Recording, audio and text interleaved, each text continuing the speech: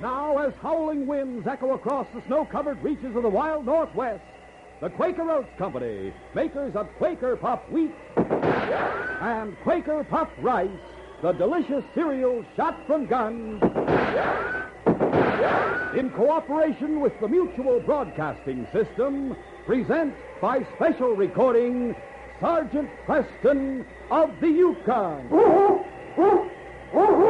It's Yukon King, swiftest and strongest lead dog of the Northwest, breaking the trail for Sergeant Preston of the Northwest Mounted Police in his relentless pursuit of lawbreakers. And King, on you, Husky! Gold discovered in the Yukon. A stampede to the Klondike in the wild race for riches. Back to the days of the gold rush. And the adventures of Sergeant Preston and his wonder dog, Yukon King, as they meet the challenge of the Yukon.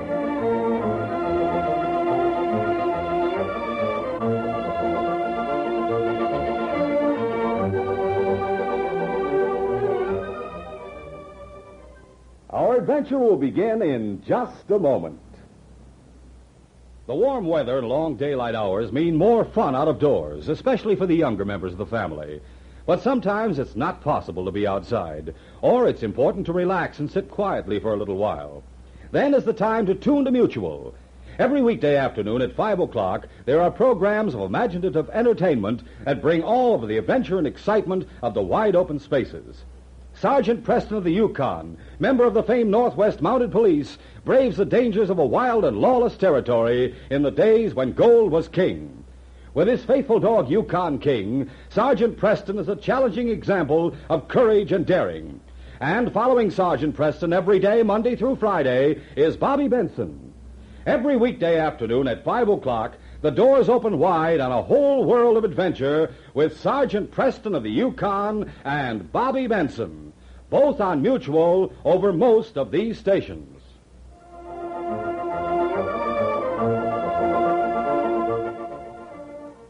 Duncan Grant, the owner of the Pacific Trading Company in San Francisco, had just called his son Eric into his office. Eric, I have a job for you, a big job.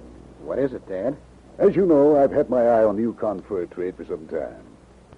Now that the gold rush has stimulated the development of that region, I believe the Yukon Territory is going to become one of the richest sources of furs on the continent. It certainly looks that way. Earlier this year, I sent one of my agents up there, a man named Raymond Buckner. I believe you're acquainted with him, aren't you? Oh, sure. I know Ray Buckner. Well, Buckner's job was to scout out the situation, send me a report on all the independent trading posts in the territory. What was the purpose of that? There's going to be plenty of competition for the fur trade. If we expect to get our share of it, we've got to move fast. That means we can't wait to establish our own chain of trading posts. You mean you're thinking of buying out the independent trading posts? Either buying them out or else making contracts with them for the exclusive marketing of their output. I see. But where do I come in on all this? Well, son, I told you I had a big job for you. I'm sending you up to the Yukon Territory as official representative of the company to make the necessary deals with the independent trading posts. Well, this is the biggest assignment you ever given me, Dad. Yes, but I'm sure you can handle it. How soon do you want me to leave? Tomorrow morning. Your tickets are already bought. You'll sail for Alaska on the Northern Venture and transfer at St. Michael to a river steamer called the Yukon Star. All right. I've already written to Ray Buckner. He'll come aboard at 40 Mile. That's a town just over the border from Alaska, and travel the rest of the way with you to Dawson City. Okay, Dad. I'll start packing right away. Days later, in Dawson City, two men met in the back office of the Red Dog Cafe. One was the owner of the cafe, a burly, cold-eyed man named Gerald Ballard, who had risen by ruthless methods to a position of wealth and influence in the Yukon Territory. His visitor was the trading company agent Raymond Buckner. Gerald Ballard spoke. Well, Buckner, what do you want to see me about? I have news for you, Ballard. Go ahead, spill it. I received a letter this morning from the Home Office in San Francisco. The company's getting ready to move into this territory. How are they going about it? The owner's son is coming up here. He's a young fellow named Eric Grant. His orders are to either buy out the independent trading posts or else to make contracts with them for exclusive marketing of their furs. Oh, so that's it. I suppose you realize that if young Grant carries out those orders, you'll be facing some dangerous competition. Look, Buckner, I've told you before that I intend to get control of the Yukon fur trade. That statement still goes. Well, you'll have to figure out some way to stop the company from taking over all those trading posts. I think that can be arranged. The Pacific Trading Company is no fly-by-night outfit, Ballard. It'll take plenty of money to outbid them. Yeah. Maybe there's an easier way. What do you mean? Suppose something were to happen to young Grant. You mean murder? What's the matter? Does the word scare you? No, but a hemp rope does. Besides, killing Grant won't stop the company permanently. It'll give me time enough to take over those trading posts on my own terms and organize my own setup. Even so, murder's a risky proposition. Don't worry. Your neck won't be in any danger. I can get one of my boys to handle the job. That is, if you're willing to set things up for him. Oh, I might be. What's your offer? $5,000 cash right now. Later on, when my own fur trading company is organized, I'll need an experienced man to manage it for me. Meaning I'll get the job? That's right. Ballard, you just made yourself a deal. What is it you want me to do? How soon is young Grant arriving? He's on his way right now on board the Yukon Star. I'm to go aboard at 40 Mile and travel back here with him. Mm-hmm. Come over and take a look at this map on the wall. A few miles north of here, there's a cliff that juts out into the river. It's called Rocky Point. Yeah, I know where it is. You'll notice on the map that the river narrows right at that point. So, if someone with a rifle were posted on that cliff, it wouldn't be hard to drill a man standing at the rail of the Yukon Star. Yeah. But how do you know young Grant will be standing at the rail when the ship passes Rocky Point? That's where you come in. You mean you want me to lure him into position? That's right. You can be pointing out the scenery to him or anything like that. Get him up in the bow where there won't be any other passengers crowding around you. My man on the cliff will do the rest. The following week, when the Yukon Star arrived at 40 Mile, Eric Grant came out on deck to scan the faces of the people waiting at the landing. He found himself standing side by side with two tall, red-coated Mounties who had come aboard at Circle City, Alaska. That's a mighty fine dog you have there, Monty. Oh, thanks. He never leaves your side, does he? No, we're pals, aren't we, King? I've been noticing him ever since you first came aboard. Oh, by the way, my name's Eric Grant. Glad to know you. I'm Sergeant Preston, Northwest Mounted Police. This is our Constable Alexander Ross. How do you do? Glad to know you, Grant. I didn't know you Mounties ever operated across the border in Alaska. We don't. It so happens that we escorted some criminals to the American authorities at Circle City. Now we're on our way back to Dawson. Sounds like exciting work. You on your way to Dawson, too? That's right, but I'm expecting someone to meet me here at 40 Mile. He's going to come aboard and travel the rest of the way with me to Dawson. Should be somewhere on the dock right now. There he is. Hey, Ray! Yeah. Hello there, Eric. A short time later, when the gangplank had been lowered, Ray Buckner rushed aboard and greeted Eric warmly. So, you finally got here, Eric. How are you, boy? Fine and dandy, Ray. Your father has entrusted you with a mighty big assignment. Don't I know it?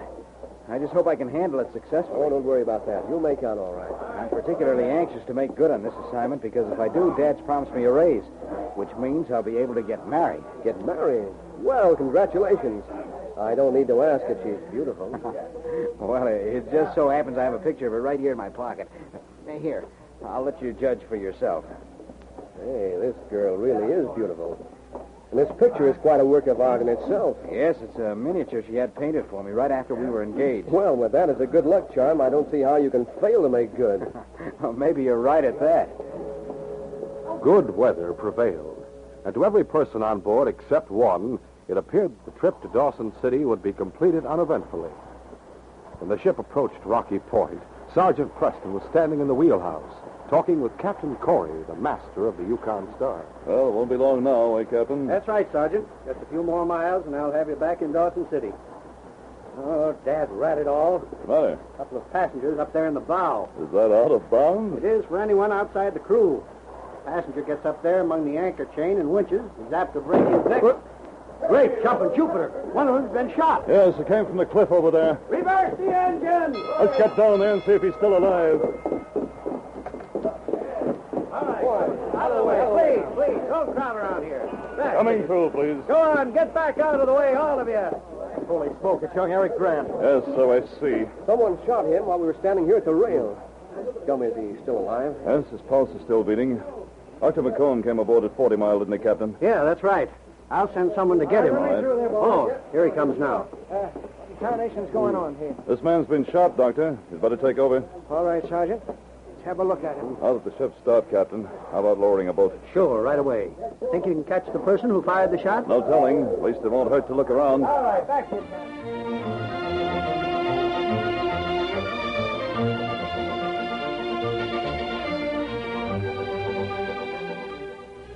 We'll continue our adventure in just a moment.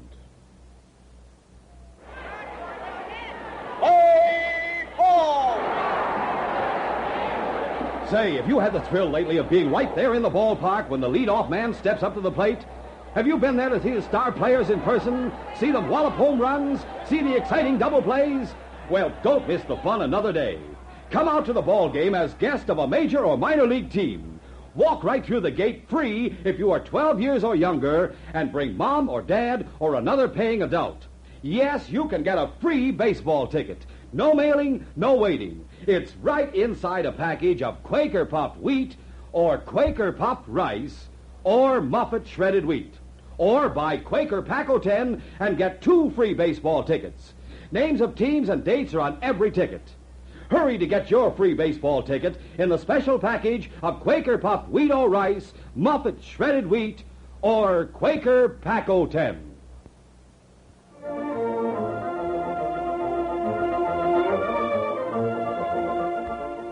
Now to continue. Sergeant and Constable Ross went ashore in a small boat, and after paddling around the point, they finally found a place where the cliff was not too steep and offered enough rocky footholds for them to scale up to the top. Then they scouted around and made a thorough examination of the spot where the gunman had lain in wait. When they returned to the ship, they were confronted by the captain and a crowd of passengers, eager for information. Among the latter was Ray Buckner. What did you find out, Sergeant? Not much, Captain. The man who fired the shot was alone. He had a horse tethered in a grove of trees. I suppose that means he made a clean getaway. Well, a temporary getaway, at least. What do you mean by that? As soon as we arrive in Dawson, I intend to ride back here and try to pick up his trail. By the way, you mind telling me your name? Of course not. It's Ray Buckner. You're the man who joined Eric Grant at 40 Mile? That's right. What's his business in the Yukon Territory? Why, his father's the owner of the Pacific Trading Company. Huh? The company is planning to enter the Yukon fur trade, so Eric was sent up here to either buy or make contracts with the various independent trading posts. Any idea why someone might want to kill him? Oh, no idea at all. Why should anyone want to kill a complete stranger? Yes, that's what I'm wondering. Surely the bullet wasn't meant for him in particular. Must have been some drunken sourdough or Indian just shooting at random. It's possible. The doctor finished with him yet, Captain? Not yet, Sergeant. We carried him to his cabin, and the doc is still in there working on him. Come on, Alex. Let's go back and see how he's making out. Right, Sergeant. They found Dr. McComb just emerging from the cabin to which Eric had been carried. How is he, Doctor? Harry's in fine shape, Sergeant. I've extracted the bullet. Fortunately, it didn't go very deep. Well, he was hit squarely in the chest. It's a miracle the shot wasn't fatal. Miracle is the word for it. What saved his life was a miniature portrait in a metal case. Oh? He was carrying it in his breast pocket, and it slowed down the bullet. Is he strong enough to talk? No, he's still unconscious, Sergeant. I doubt if he'll come to for some time. He'll have to be taken to the hospital as soon as we land in Dawson. All right. If you'll help me carry him, Buckner, we can fix up some kind of stretcher. Sure, Sergeant. Good idea. As the two Mounties walked away from the cabin, Sergeant Preston remarked to Constable Ross. Alex, I want you to do something for me. Name it, Sergeant. When we arrive in Dawson, I want you to wait around outside the hospital until Buckner leaves, then trail him and find out where he goes. All right. But what's the idea? Do you think Buckner had something to do with the shooting? He must have, if the shot was deliberately intended to murder Eric Grant.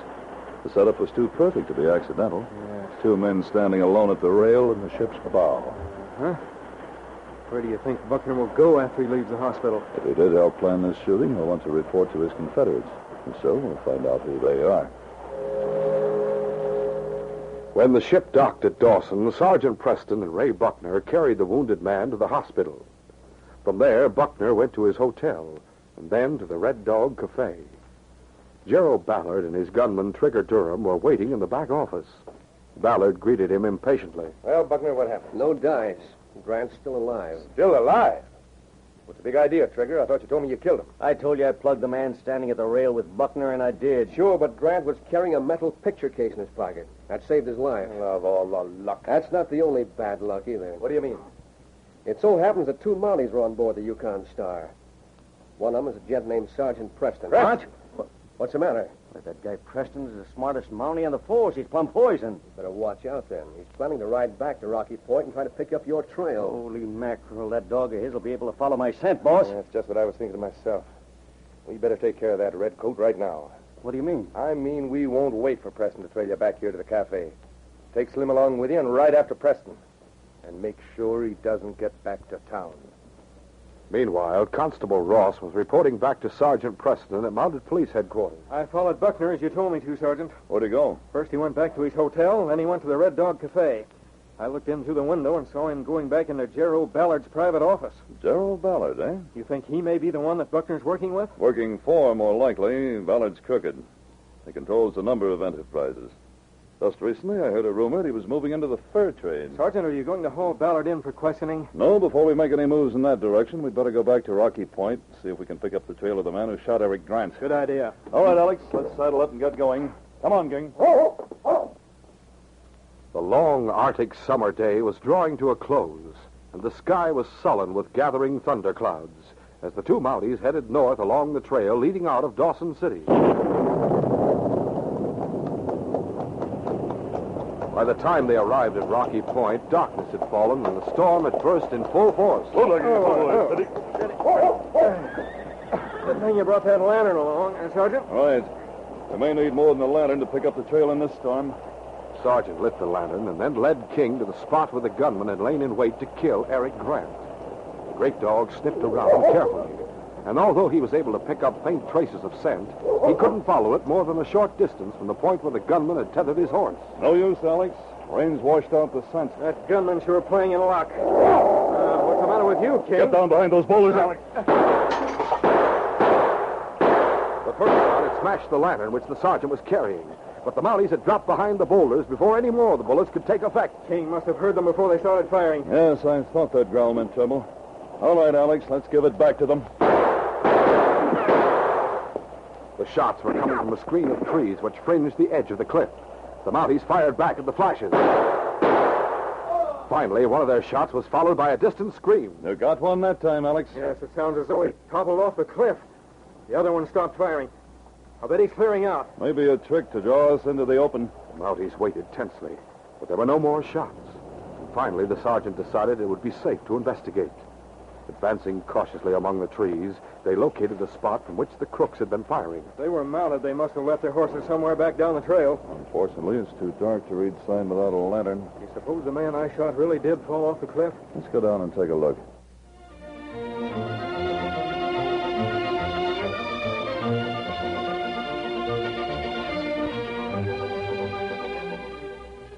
We'll continue our adventure in just a moment. You should have been at the ball game today. I saw 3 home runs. And guess what? I got one of the home run balls. Fellas and girls, why don't you get a free baseball ticket? It's easy. Come out to the ball game as guest of a major or minor league team. Your free ticket is waiting for you right now inside packages of Quaker Puffed Wheat, Quaker Puffed Rice, Muffet Shredded Wheat, and Quaker Pack-O-10, which has 2 free baseball tickets. Yes, if you are 12 years or younger, just bring mom or dad or another paying adult and see wonderful major or minor league baseball games free. Names of teams and dates are on every ticket. Get as many free tickets as you want. No mailing, no waiting. When Mom buys breakfast cereal, just be sure she gets the kind with a free baseball ticket inside. That's Quaker Puffed Wheat and Rice and Muffet Shredded Wheat. You get 2 free baseball tickets inside Quaker Pack-O-10. So don't miss out another day. See the star players wallop those home runs.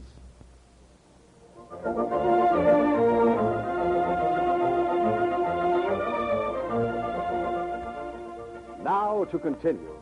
After skirting the cliff to a location where they could clamber down more easily, the Mounties made their way back along the base of the cliff to a point directly underneath the spot where the crooks had been hiding. Sure enough, they found the body of a man sprawled among the jagged rocks. By the light of a cupped match, they scrutinized his face. Say, I know this man, Sergeant. They call him Slim. Yes, one of Gerald Ballard's hired hands. This proves Ballard's behind the whole deal. Not the sort of proof that'll stand up in court. Well, at least you can hold him for questioning. I think I have a better plan, Alex. If we can get the clerk at Buckner's Hotel to help us. What do you have in mind? Now, first we'll take this man's body back to town, and here's what we'll do. We'll get the hotel.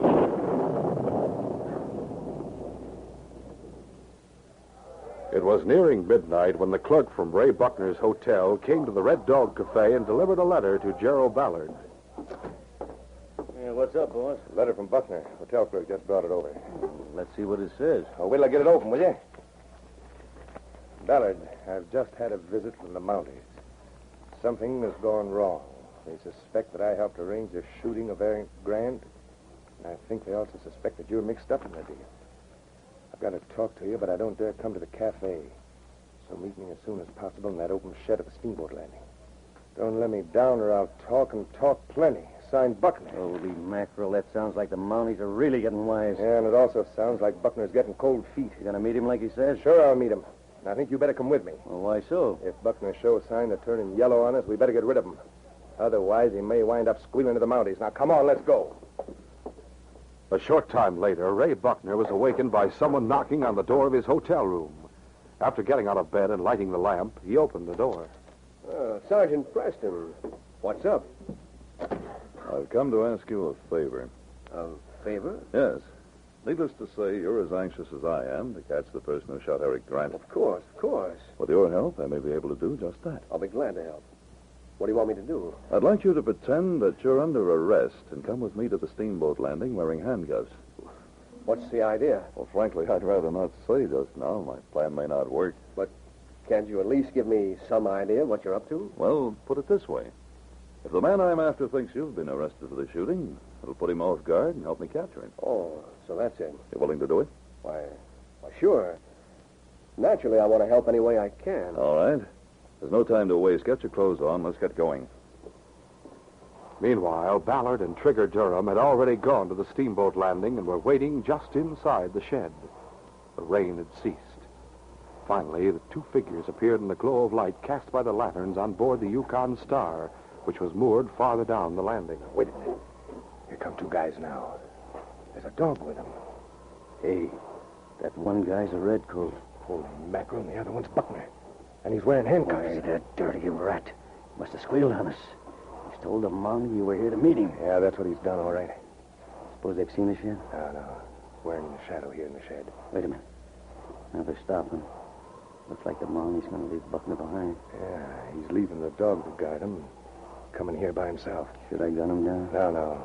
They hear the shot on board that riverboat. We got to do something. Buckner spilled the beans of that Mountie. We're in a spot. Keep your shirt on. They don't know there's two of us here. When the Mountie gets a little closer, I'll step out to meet him. You stay back in the shed and keep him covered. Right. A moment later, as Sergeant Preston approached the shed, Gerald Ballard stepped forward into view. So you kept your appointment with Buckner, eh, Ballard? Well, what about it? I'm placing you under arrest in the name of the Crown. Guess again, Preston. Drop that gun, Mountie. Didn't know I had someone covering you from the shed, did you? Same man who tried to kill me earlier this evening at Rocky Point, I suppose. That's right. And the same man who tried to kill Eric Grant. Only this time he's going to do a little better job. Come on out and meet the Sergeant, Trigger. Sure. Well, if it isn't Trigger Durham. You're mighty cool, aren't you, Preston? Well, what do you think you're going to do now, Ballard? I'm going to have Trigger put a bullet in you. And another one in that double-crossing rat Buckner. Not here, of course. Someplace where the shots won't be heard. There's one thing I'd like to know, just out of curiosity. What's that? Why did you want Eric Grant killed? Oh, didn't Buckner tell you? I'm going to get control of the fur trade in this territory. I don't want Grant's company getting in my way. Oh, thanks for the information. All right, Alex. Reach, go there. Hey, what the... Hey, another Mountie. I'll get him. No, you don't. No! As Trigger dropped his gun and clutched his arm in pain, Ballard lunged at Preston. You won't take me, Preston. Grabbing the sergeant, he tried to swing him around to use as a shield. But Preston knocked him loose with a jarring right in the face. Why, you... Ballard recovered and lunged back into the fray with a wild glint in his eyes. He was a big, thickly muscled man, fully as tall as Preston, and he fought with a cold, desperate fury. His heavy fist rained blows at the Mountie, but only half of them landed, whereas every one of Sergeant Preston's punches found its mark with telling effect. Finally, the sergeant drove a terrific right to Ballard's jaw that sent the crooks falling weakly on the wall. No. Had enough, Ballard? Yeah, I know when I'm left. Then get up on your feet. You and Durham are under arrest in the name of the Crown. I thunder you wouldn't have caught up with us if it hadn't have been for that squealing rat, Buckner. Buckner didn't give the game away. You did. What? I was the one who sent you that note, and I tricked Buckner into coming here to make you think he'd confessed. Holy mackerel, you... So that's how this other redcoat happened to show up so conveniently. That's right. The constable's been hiding behind those bales ever since you first came to the shed. Now that you've confessed, you, Durham, and Buckner will pay the penalty for your crimes. which means that this case is closed.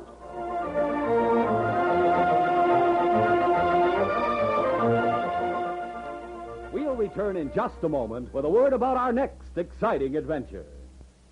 There are lots of ways to save money. You still hear about people tucking it away under mattresses, putting it away in a favorite piggy bank or a cookie jar. But there's a much better way to save, and that's by buying United States savings bonds through the payroll savings plan. It's the real easy way of saving money. Your employer automatically sets aside a certain sum of money each payday, any amount you name. It's all done before you get your pay, so in that way you never miss it.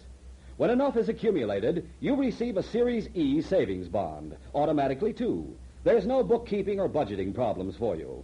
It's also the smart way of saving. Series E savings bonds pay back $4 for every $3 you put in, even more if you hold them past maturity. Yes, there are many ways of saving money. But today, while you're thinking about it, join the 8 million other Americans who find it easier to save through the automatic payroll savings plan. This message is brought to you as a public service.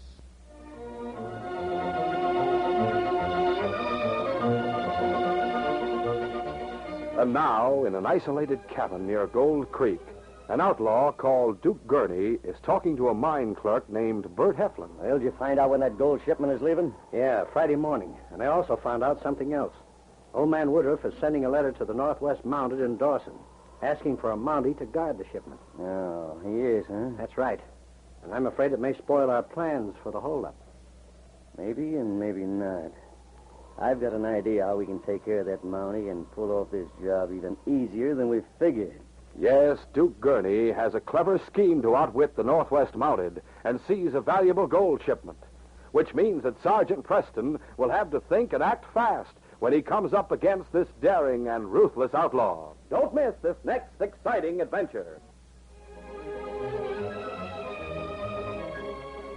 These Sergeant Preston of the Yukon Adventures are brought to you every Monday through Friday at this time by the Quaker Oats Company, makers of Quaker Puff Wheat and Quaker Puff Rice, the delicious cereals shot from guns.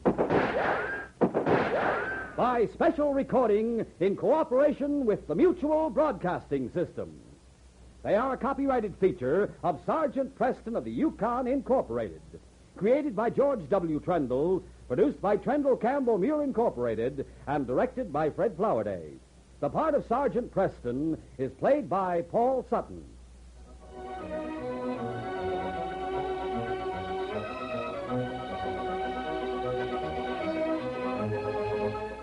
This is J. Michael wishing you goodbye, good luck, and good health from Quaker Puff Wheat and Quaker Puff Rice. So long. This is Mutual, Radio Network for all America.